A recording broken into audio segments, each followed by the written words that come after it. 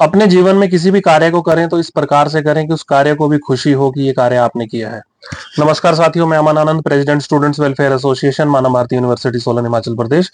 आज इस वीडियो के माध्यम से बहुत ही महत्वपूर्ण जानकारी आप लोगों के बीच में लेकर के आया हूँ। मल्टीपल टाइम्स मुझे स्टूडेंट्स जो है कॉल करते हैं, अप्रोच करते हैं कि सर, जैसा कि माननीय हाईकोर्ट ऑफ हिमाचल प्रदेश द्वारा CWPIL नंबर 22/2022 को डिसाइड कर दिया गया, और फर्दर हम लोग क्या करें। तो इससे रिलेटेड मैं आप लोगों को बतलाना चाहता हूँ कि प्रीवियसली मैं इससे रिलेटेड काफी सारी वीडियोस जो है वो बना चुका हूँ। उसके अंदर मैंने आपको प्रॉपर वे में गाइड किया है कि फर्दर आप लोग इसमें क्या क्या जो है स्टेप्स को अवेल कर सकते हैं, क्योंकि as per the directions given by the honourable high court of Himachal Pradesh, either आप लोग एप्रोप्रिएट अथॉरिटी जो कि ट्रायल कोर्ट्स सोलन बनती है वहां पे अप्रोच करके अपने सूट फॉर डिक्लेरेशन फाइल करके आप लोग अपनी जेन्युइननेस को प्रूव कर सकते हैं, अपना रिकॉर्ड वगैरह वहां पे एग्जिबिट करवाइए और आप लोग अपनी जेन्युइननेस प्रूव कर सकते हैं। फर्दर अगर आपको लगता है कि हमें इमीडिएट रिलीफ चाहिए तो आप लोग जो है SLP के माध्यम से माननीय सुप्रीम कोर्ट ऑफ इंडिया को भी अप्रोच कर सकते हैं। ऐसा मैं मल्टीपल वीडियोस में बता चुका हूँ।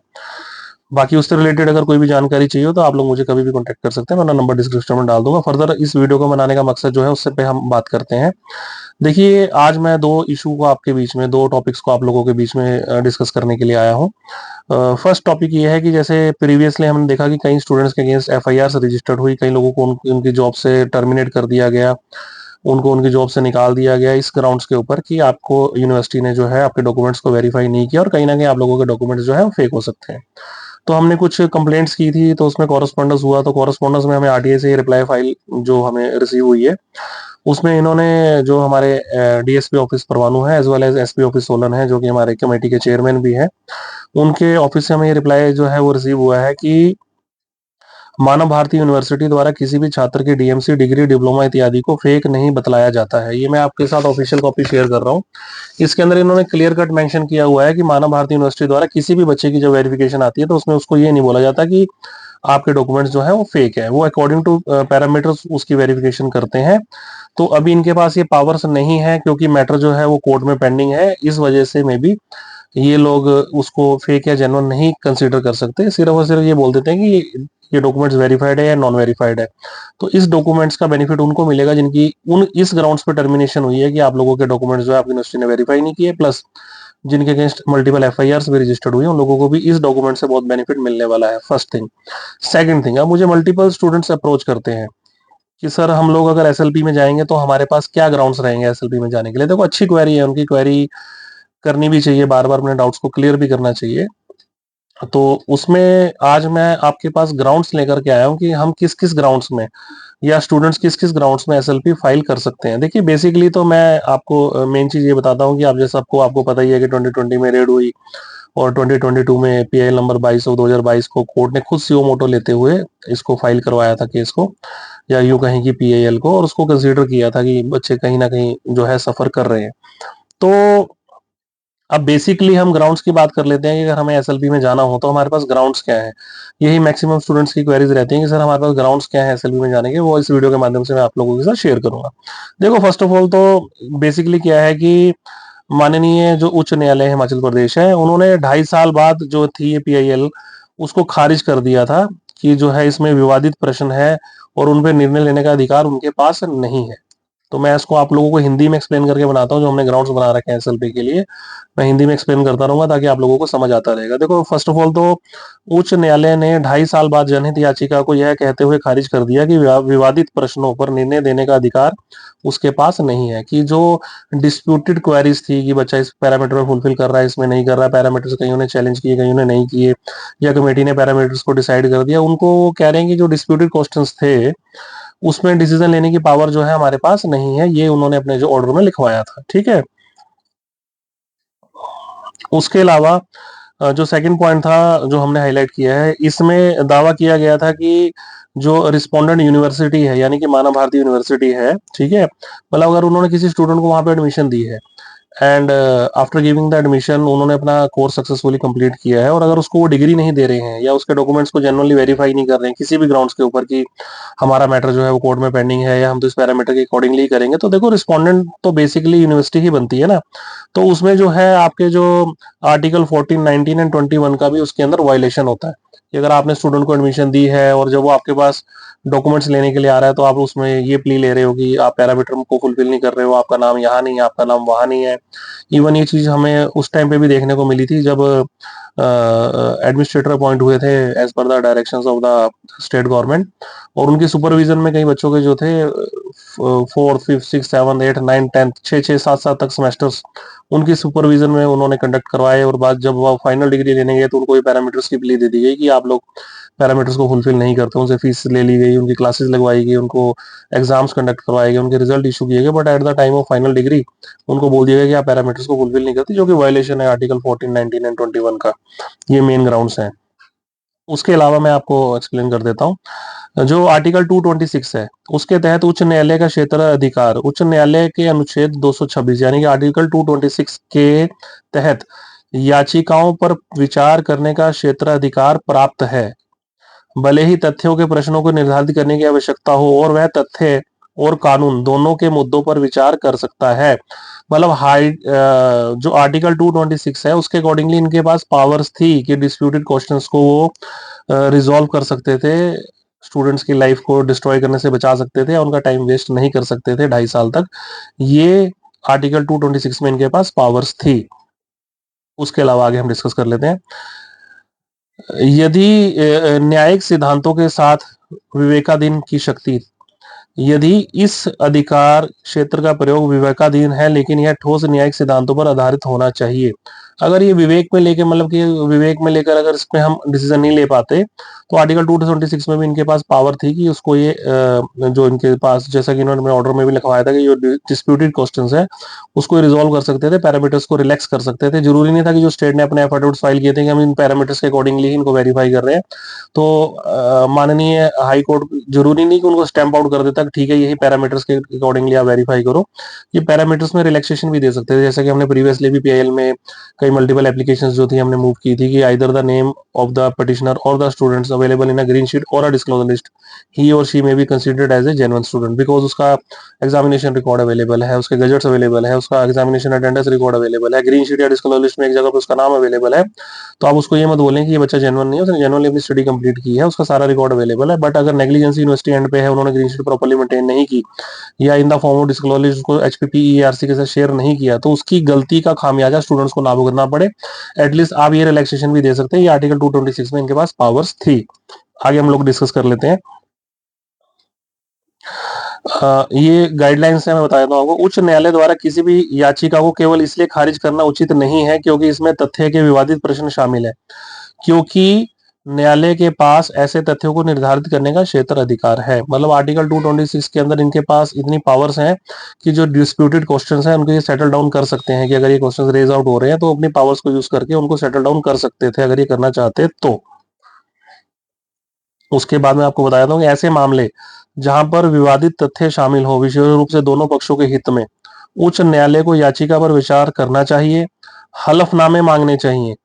और पक्षों को अलग अलग मुकदमा दायर करने के निर्देश देने की बजाय याचिका पर सुनवाई करनी चाहिए। जैसे कि माननीय हाई कोर्ट ऑफ हिमाचल प्रदेश द्वारा पिटिशनर या स्टूडेंट्स को ये डायरेक्शंस दी गई कि आप लोग अप्रोप्रिएट अथॉरिटी को अप्रोच करो, बजाय अप्रोप्रिएट अथॉरिटी को अप्रोच करने के इनको उनसे हलफनामे मांगने चाहिए थे, स्टेट से, यूनिवर्सिटी से, सबसे,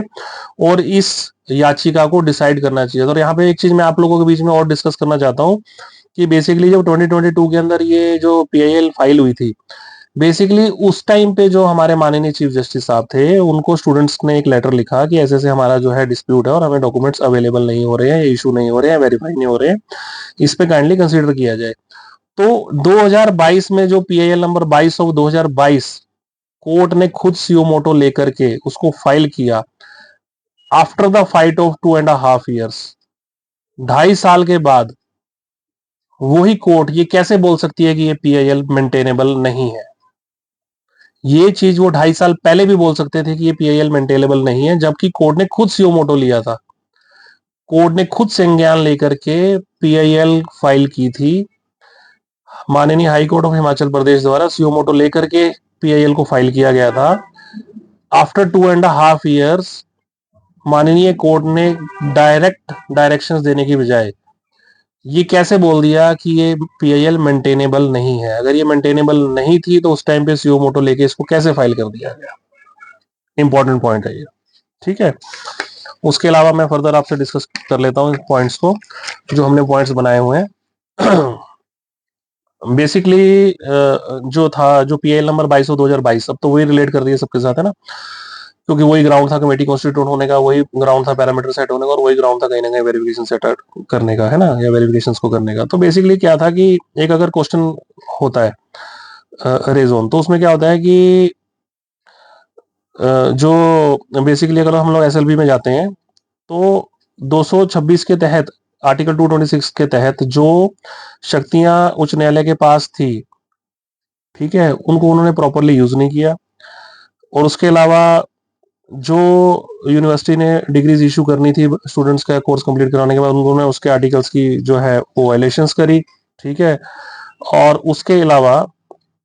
जो आर्टिकल 226 है वो माननीय उच्च न्यायालय को यह भी अधिकार क्षेत्र देता है, मैं आपको पढ़ के सुनाता हूँ, जब तथ्य संबंधी प्रश्नों को निर्धारित करने की आवश्यकता होती है तो अनुच्छेद 226 के तहत उच्च न्यायालय का अधिकार क्षेत्र स्वयं ही समाप्त नहीं हो जाता है, तथा उसके पास तथ्यात्मक और कानूनी दोनों मुद्दों पर सुनवाई करने की शक्ति होती है। और उसके अलावा मैं बता देता हूँ कि न्यायालय हमेशा पक्षों को अलग मुकदमे में भेजने के लिए बाध्य नहीं होते हैं। भी अगर आपके पास पीआईएल होगी तो आर्टिकल 226 में आप उसको या तो डिसाइड करो, ठीक है, आप उसमें बाध्य नहीं कर सकते कि आप लोग अदर अप्रोप्रिएट अथॉरिटीज को जाके अप्रोच करो। न्यायालय हमेशा पक्षों को अलग मुकदमे में भेजने के लिए बाध्य नहीं होते, केवल इसलिए कि रिट याचिका में तथ्यात्मक विवाद उत्पन्न हो जाता है। उचित मामलों में रिट याचिका में मौखिक साक्ष्य भी लिया जा सकता है, मतलब वर्बल, अगर आपको कोई एविडेंस दे रहा है, जैसा कि हम लोग स्टूडेंट्स को रिप्रेजेंट करते थे, हम बार बार बोलते थे कि जैसे फाइनल स्टेज के ऊपर केस में हमारे माननीय रजिस्ट्रार साहब के द्वारा एक टेबुलेटेड फॉर्म के अंदर जो था उन्होंने डाटा पेश किया, उसमें भी उन्होंने बोला कि ग्रीन शीट में इसका नाम है, डिस्क्लोजर लिस्ट में इसका नाम नहीं है, या ये पैरामीटर इन पे एप्लीकेबल नहीं होते हैं, या इसके ऊपर एप्लीकेबल नहीं है। हमने कई चीजें वहां पे, कई फैक्ट्स हमने वर्बली भी रखे, ऑन फाइल रिकॉर्ड के साथ भी रखे, ऑफिशियल रिकॉर्ड के साथ भी रखे, कि ये लोग बोल रहे हैं कि आपका कोर्स एचपीपीईआरसी से अप्रूव होना चाहिए। एचपीपीईआरसी तो एस्टेब्लिश ही 2012-13 में हुई है, वो 2009 से लेकर 12-13 तक के कोर्सेज को कैसे अप्रूव कर देगी, ये कंडीशन जो है इनको रिमूव करनी चाहिए। उसके अलावा हमने इनको पॉइंट आउट किया कि डिस्क्लोजर लिस्ट को in the form of green sheet को, sorry, in the form of disclosure share करना यूनिवर्सिटी की रिस्पॉन्सिबिलिटी है। यूनिवर्सिटी ने खुद लिख के दे रखा है कि हमारी रिस्पॉन्सिबिलिटी है, तो उनकी रिस्पॉन्सिबिलिटी फिक्स होनी चाहिए। आप उनको पेनलाइज करो, उनको फाइन करो, उनको पेनल्टी करो,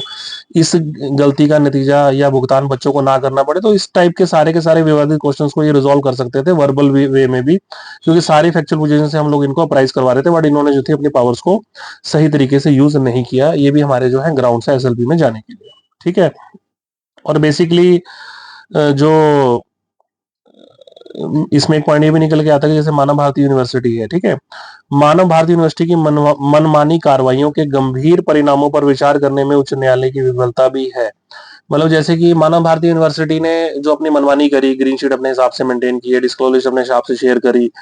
उसके अलावा जैसे इनका 2015 में रिकॉर्ड जल गया था, उससे इन्होंने जो था कंसर्न अथॉरिटीज को अप्राइज नहीं कराया कि 2015 में हम लोगों ने एक डीडीआर लॉन्च करवाई थी कि हमारा रिकॉर्ड जल गया है, एंड अकॉर्डिंग टू डीडीआर हमारे पास कोई भी उससे पहले का रिकॉर्ड अवेलेबल नहीं हो। जब वो रिकॉर्ड अवेलेबल ही नहीं था तो 2020 में वो सीज नहीं हुआ।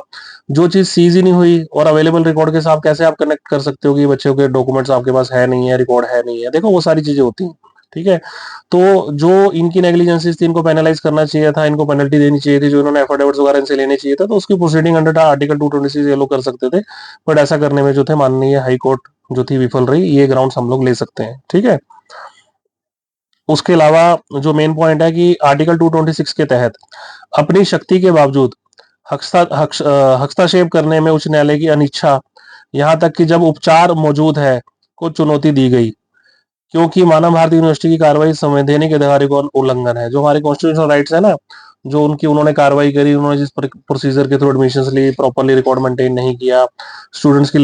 लाइफ को जो है डिस्ट्रॉय कर दिया, वो सारा का सारा जो है वो वायलेशंस आती हैं इसके अंदर। तो ये सारा कुछ ये हमारे पास जो है ग्राउंड्स हैं, ठीक है ना।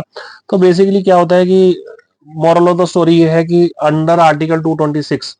जो पावर्स हमारे माननीय हाईकोर्ट ऑफ हिमाचल प्रदेश को थी, उन्होंने उसको प्रॉपरली जो था स्टूडेंट्स को रिलीफ देने के लिए उसको यूज नहीं किया। सबसे मेन बात है कि जब फाइनल ऑर्डर पास हुआ तो उसमें उन्होंने ये बोला कि ये जो हेरिटेज जो है या पीआईएल है, सॉरी, ये पीआईएल है जो ये मेंटेनेबल नहीं है। अगर ये मेंटेनेबल नहीं थी तो इसको 2022 में खुद कोर्ट ने सीओ मोटो लेके इसको फाइल किया। उस टाइम पे ये मेंटेनेबल थी, इसमें हियरिंग्स भी हुई, 2.5 years इसके अंदर प्रोसीडिंग्स चली, और फाइनल स्टेज के ऊपर जब एक पर्टिकुलर रिलीफ चाहिए था, जो डिस्प्यूटेड क्वेरीज थी, डिस्प्यूटेड क्वेश्चंस थे, बेसिकली हुआ क्या कि कमेटी ने पैरामीटर सेट कर दी, स्टूडेंट्स ने पैरामीटर को चैलेंज कर दिया। मेन पैरामीटर रिलैक्सेशन की डिमांड थी वो डिस्प्यूटेड क्वेश्चन जो हम इन the form of legal way बोलते हैं। तो अगर वो डिस्प्यूटेड क्वेरीज थी तो पैरामीटर में कोर्ट जो थी आर्टिकल 226 में इनको रिलीफ दे सकती थी, स्टूडेंट्स को अपनी पावर्स को यूज कर सकती थी, या कमेटी ने जिन बच्चों को वेरीफाई कर दिया उसके अलावा जो सेकंड डिस्प्यूटेड लिस्ट थी उसको भी अप्रूव कर सकती थी, बजाय इसके कि जब ऑलरेडी आपके पास मैटर पेंडिंग है फ्रॉम लास्ट 2.5 years, आप ये डायरेक्शन देने की कि आप लोग अप्रोप्रिएट अथॉरिटी को अप्रोच करो, उसमें खुद ही आप कुछ संज्ञान लेते हुए जो उसके अंदर डिस्प्यूटेड क्वेरीज थी उसको रिजोल्व कर सकते थे। एटलीस्ट इन उन लोगों के लिए कर सकते थे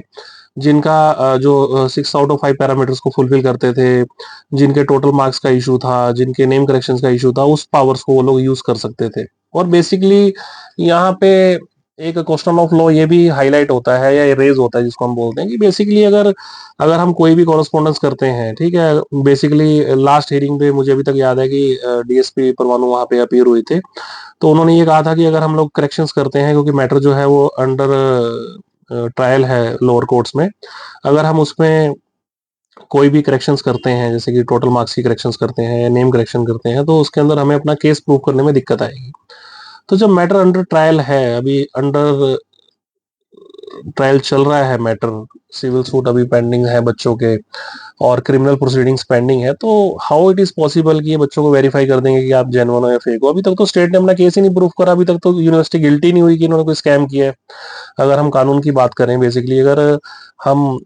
बेसिकली अगर लॉ की बात करें, तो अभी तक तो ये भी प्रूफ नहीं हुआ कि यूनिवर्सिटी ने कोई स्कैम किया भी है कि नहीं किया है, क्योंकि मैटर अंडर ट्रायल है।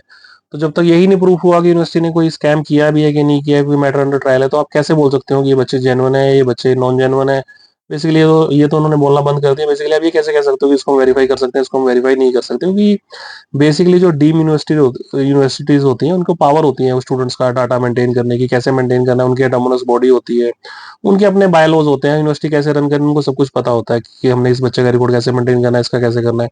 वो वेरिफिकेशन की पावर्स भी उनको होती है। तो बेसिकली पैरामीटर्स बना देने, बेसिकली वो पैरामीटर्स बना देने जिनको फुलफिल करने की रिस्पॉन्सिबिलिटी स्टूडेंट्स की है ही नहीं। हम डे वन से बोलते आ रहे हैं, मल्टीपल मीटिंग्स में, मल्टीपल हियरिंग्स में हम डे वन से बोलते आ रहे हैं, अगर आपने स्टूडेंट को वेरीफाई करना है, उसके अटेंडेंस रिकॉर्ड से वेरीफाई करो, उसके अटेंडेंस एग्जामिनेशन अटेंडेंस रिकॉर्ड से वेरीफाई करो, उसके एग्जामिनेशन गजट से उसको वेरीफाई करो, उसके टीचर से उसको आइडेंटिफाई करवाओ कि ये बच्चा यहाँ पे आता था कि नहीं आता था, उसके क्लासमेट से आइडेंटिफाई कराओ कि ये बच्चा यहाँ पे आता नहीं था, ये आता था, उसके फीस रिकॉर्ड से उसको वेरीफाई कराओ कि इसकी इसकी टाइमली फीसेज आ रही है कि नहीं आ रही है, उसके एडमिट कार्ड जो उसको अवेल होते थे at the time of examination उससे वेरीफाई करो। ये सारे ग्राउंड से वेरीफाई करने के लिए उन्होंने सारे पैरामीटर ऐसे बना दिए जिनको फुलफिल करने की स्टूडेंट्स की रिस्पॉन्सिबिलिटी तो है नहीं। बेसिकली अगर किसी एक ने गलती करी, चलो यूनिवर्सिटी एंड पे अभी मैटर तो अंडर इन्वेस्टिगेशन है या अंडर ट्रायल है, अगर यूनिवर्सिटी ने गलती की भी थी तो उसकी जो सजा है वो छात्र क्यों भुगते हैं? बेसिकली ऐसा तो नहीं होगा कि किसी भी स्टूडेंट ने यहाँ एडमिशन नहीं ली होगी, अगर हम स्टेट की बात मान लेते हैं 1 मिनट के लिए, ऐसा तो नहीं है कि कोई भी स्टूडेंट यहाँ पढ़ने नहीं आता था, ऐसा तो कोई नहीं आता कि यहाँ पे कोई स्टाफ मेंबर पढ़ाने नहीं आता था, ऐसा तो है नहीं कि यहाँ के रिजल्ट पब्लिश नहीं होते थे, ऐसा तो था नहीं कि इनके कोर्स अप्रूव नहीं थे, सब कुछ था ना, स्टूडेंट्स भी आते थे, स्टाफ भी आता था, कोर्स भी अप्रूव। और सबसे मेन देखो क्वेश्चन ऑफ लॉ ये बनता है यहाँ पे कि यार ऐसे ऐसे स्टूडेंट्स भी हैं जिनके फर्स्ट से लेके लास्ट सेमेस्टर तक under the supervision of administrator हुए हैं, which is appointed by the government of Himachal Pradesh. या कई स्टूडेंट्स के कोर्सेज ऐसे हैं जिनके फर्स्ट सेकंड थर्ड सेमेस्टर के बाद रेस्ट ऑफ द जितने भी सेमेस्टर्स थे वो under the supervision of administrator हुए हैं, उनका एग्जाम्स आप लोगों ने कंडक्ट करवाए, उन लोगों का रिजल्ट आप लोगों ने पब्लिश किया, उन लोगों से आपने फीस ली, तो उन लोगों के भी आप लोगों ने डॉक्यूमेंट्स नहीं दिए, आप उनको स्टेज वन पे कह देते कि हम लोग तो आपको कुछ दे ही नहीं सकते हैं। ये सारे के सारे वायलेशंस है ना, ये सारी की सारी वायलेशंस को लेकर के हम लोग एसएलबी में जा रहे हैं, बच्चों को रिप्रेजेंट कर रहे हैं वहां पे कि सारी की सारी वायलेशंस हुई हैं। स्टेट कैसे बोल सकती है कि इस बच्चे ने यहाँ पे पढ़ाई नहीं की है जबकि उसका सारा का सारा ऑफिशियल रिकॉर्ड अवेलेबल है? स्टेट कैसे बोल सकती है कि डिस्क्लोज लिस्ट में नाम नहीं है तो इस बच्चे को हम वेरीफाई नहीं करेंगे? स्टेट कैसे बोल सकती है कि इसका डिस्क्लोज लिस्ट में नाम की जगह किसी और का चला गया तो इस वजह से बच्चे की गलती है। स्टेट कैसे बोल सकती है कि ये जो डॉक्यूमेंट इनके पास वेरिफिकेशन के लिए आ रहे हैं वो जेन्युइन है या फेक है? ठीक है, स्टेट कैसे बोल सकती है कि इस बच्चे का एडमिशन सही है कि गलत है? ये सारे के सारे जो क्वेश्चनिंग्स थी, रिस्पॉन्सिबिलिटी फिक्स होनी चाहिए थी यूनिवर्सिटी की। यूनिवर्सिटी बताती कि ये बच्चे ठीक हैं या गलत हैं। बेसिकली किसी भी थर्ड पार्टी का रोल तो इसमें होना ही नहीं चाहिए था। तो काफी सारे जो मेजर पॉइंट्स हैं, कुछ वो मैंने आपसे शेयर कर दी, कुछ तो हम लोग सोशल मीडिया के माध्यम से शेयर भी नहीं कर सकते। बट हाँ, ये मैं आप लोगों को गारंटी देना चाहता हूँ कि आप लोग एसएलपी फाइल कीजिए, किसी के भी थ्रू कीजिए, हमारी हेल्प के थ्रू कीजिए या डायरेक्ट कीजिए, एसएलपी फाइल कीजिए। आप लोगों को जो भी हेल्प चाहिए हम लोग आप लोग की हेल्प करेंगे। 929 आप लोग हमें कॉल कर सकते हैं। मैं अपनी टीम मेंबर्स का नंबर आपको डिस्क्रिप्शन में दे दूंगा, आप लोग उनको कांटेक्ट कर सकते हैं। वो आपकी वेरिफिकेशन में, आपकी केस रिलेटेड कोई भी क्वेरी में, स्पोर्टिंग डॉक्यूमेंट्स में वो लोग आपकी हेल्प करेंगे। और सेकंड थिंग, बच्चे पूछते थे कि सर सिविल सूट्स का क्या स्टेज है? देखो, सिविल सूट्स जितने भी हमने सूट फॉर डिक्लेरेशन फाइल किए हुए हैं सारे के सारे जो है फास्ट ट्रैक में चल रहे हैं। मल्टीपल केसेस या मैक्सिमम केसेस मैं कहना चाहूंगा कि उसमें एप्लीकेशन की स्टेजेस आ चुकी हैं, तो एज सुन एज पॉसिबल उन बच्चों को भी रिलीफ मिल जाएगा। तो कहीं ना कहीं जिन लोगों को अभी भी डाउट्स हैं, देखिए कि हम लोग अपने डॉक्यूमेंट्स को वेरिफिकेशन करवाएं ना करवाएं, देखिए करवा लेना चाहिए। एक स्टेप अप होना चाहिए आपको कि इन फ्यूचर अगर कोई गलती हो या आपको कोई समस्या हो, उससे पहले आपके पास उसका समाधान होना चाहिए। ठीक है, तो आप लोग वेरिफिकेशन करवाइए, एटलीस्ट आप लोगों को पता लगेगा कि आपकी फैक्चुअल पोजीशन क्या है, आपका वहाँ पे रिकॉर्ड मेंटेन है नहीं है, आप लोगों के डॉक्यूमेंट्स जेन्युइन है या किस कैटेगरी में आ रहे हैं, वेरीफाइड हो रहे हैं, नॉन वेरीफाइड हो रहे हैं। ठीक है, तो उसके बाद आप लोग जो है अप्रोप्रिएट अथॉरिटीज को भी अप्रोच कर सकते हैं। और टाइम बीइंग इन फ्यूचर 2 साल, 5 साल, 10 साल बाद आपको कहीं जॉब स्विच करनी है, आपकी कोई डिपार्टमेंटल इंक्वायरी स्टार्ट हो जाती है, कोई कंप्लेंट केस पे आपकी इंक्वायरी स्टार्ट होती है, तो एटलीस्ट आप लोग स्टेप अप रहेंगे कि नहीं जी, मैंने तो ऑलरेडी अपने जो थी जेन्युइननेस प्रूफ करके मैं अपने कोर्ट के ऑर्डर्स आपके पास होंगे तो आप लोग उसको दिखा सकते हो। तो होपफुली आप लोगों को सब कुछ समझ आ गया होगा कि क्या क्या ग्राउंड्स है हमारे पास एसएलपी में जाने के लिए, क्या क्या ग्राउंड्स है हमारे पास अप्रोप्रिएट अथॉरिटीज को अप्रोच करने के लिए, कहाँ कहाँ पे इन लोगों की गलतियां हैं, कहाँ कहाँ पे लोग सही है। सही तो मेरे हिसाब से तो मुश्किल ही कहीं पे निकलेंगे, क्योंकि जब पॉइंट आउट हो रहे हैं मैटर सिविल सूट्स में भी, एसएलपी में भी, तो कहीं ना कहीं नेग्लिजेंसीज तो प्रूव होंगी, क्योंकि ऐसे पैरामीटर्स बना देना जिनको रिस्पॉन्सिबिलिटी बच्चों की है ही नहीं फुलफिल करने की, और उस ग्राउंड्स में बच्चों की लाइफ को डिस्ट्रॉय कर देना, उनकी जो प्रीशियस ईयर्स हैं उनको डिस्ट्रॉय कर देना, उनको लेट कर देना डॉक्यूमेंट्स देने थे, ये सब वायलेशंस हैं। इन फ्यूचर वो देखेंगे उसमें हम लोगों ने क्या करना है। तो फिलहाल किसी भी इंक्वायरी के लिए आप लोग हमें 929 कॉल कर सकते हैं। देखिए, और मैं लास्ट में एक बात बोलना चाहूंगा कि अगर हम, जो मेरा अपना एक्सपीरियंस बोलता है कि अगर हम किसी भी अच्छे एडवोकेट के पास जाते हैं ना, तो हम लोग बोलते हैं सर आपकी फीस ज्यादा है, आपकी फीस कम है, आपकी फीस ज्यादा है या आपकी कम है। देखो, न्याय की जो फीस होती है ना, या फीस का जो न्याय होता है, अगर उसकी कीमत जाननी है तो एक बार जेल घूम के आओ, वहां इंसाफ की कीमत आप लोगों को पता लगेगी। देखो, नो डाउट प्रोफेशन में मैं किसी के इन्वॉल्व नहीं होना चाहता, कोई कम फीस लेता है, कोई ज्यादा लेता है। केस उसी से कराना जिसको केस की पूरी डीप नॉलेज हो, फुली एक्सपीरियंस्ड हो, केस से रिलेटेड सारे डॉक्यूमेंट्स हो, साइटेशन उसके पास अवेलेबल हो, तो ताकि जितने अच्छे तरीके से वो आपके केस को in the court of law represent करेगा, उतने ही अच्छे से आप लोगों को उसमें रिलीफ दिलवाने की भी वो कोशिश करेगा, और होपफुली आप लोगों को रिलीफ मिल भी जाएगा। तो आप किसी के भी थ्रू कराएं, कुछ भी करवाएं, हमारी हेल्प आप लोग ले सकते हैं, बट आप लोग कुछ ना कुछ करें, वेरिफिकेशन करवाएं। वेरिफिकेशन में अगर कोई प्रॉब्लम आती है तो उसको सिविल सूट्स के लिए जाएं, सिविल सूट्स में नहीं जाना तो आप लोग माननीय एसएलपी में जाके सुप्रीम कोर्ट को भी अप्रोच कर सकते हैं। उसके ग्राउंड्स जो है, मैक्सिमम ग्राउंड्स मैंने आपको शेयर कर दिए, फर्दर ग्राउंड्स में आपको टेलीफोनिकली भी शेयर कर सकता हूँ, कोई दिक्कत नहीं है। तो कई क्या आपको किसी भी प्रकार की केस से रिलेटेड, वेरिफिकेशन से रिलेटेड कोई भी क्वेरी हो, कोई भी spotting documents free of cost चाहिए हो, तो आप लोग हमें 929 कॉल कर सकते हैं। मैं नंबर डिस्क्रिप्शन में दे दूंगा। धन्यवाद।